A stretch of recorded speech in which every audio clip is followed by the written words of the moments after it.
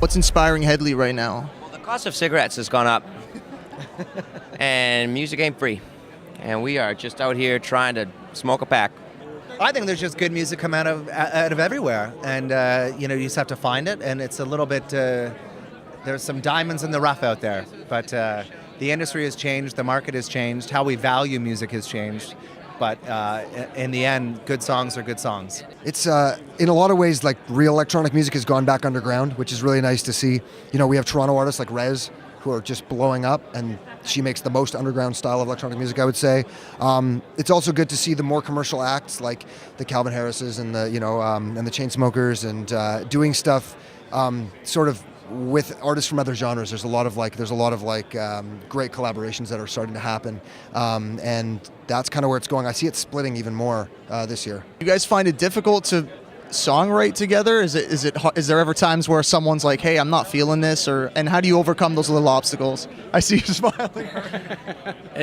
Yeah, Jerry, you jump in. I mean, it's Simon does a lot of the verse chorus songwriting, and he's kind of cooking the roast, and we do the garnishes on it. So we have a system, I guess, kind of works. Everybody has the ability to throw ideas out, and everybody has the ability to not get a response from anybody in the band if they don't really like what's going on. So it feels great because it is an open forum for all of us to contribute to, but we are very much, the song kind of comes first. Egos get put aside. Doesn't matter where the idea came from, doesn't matter where the hook came from or the lyric came from. If it fits with a song, we collectively say, yeah, that's the one, and we go with it. But there's definitely tears and screaming and slam doors, and there's a lot of stuff that happens, but... I think social media has played the biggest role for me, and I probably wouldn't have been discovered if it weren't for it. So I think it's a great way to get your music out there in a place where you probably wouldn't otherwise. Now, you're a very talented songwriter. What is currently making you inspired, whether it's a person, a situation? What is inspiring Ruth B? I think for me it's just life every day. I always say, every time I leave my room, I'm bound to run into a song. It could be a look on someone's face or something I go through. I think there's songs kind of in every little experience. Do you guys feel any added pressure to be, a certain way, be a little politically correct, or you guys... Lung pressure from just incessant amount of smoking, that's harder to breathe going upstairs, that kind of thing, yeah. I've been told that Hedley... It's an addiction, okay? What does success mean to you?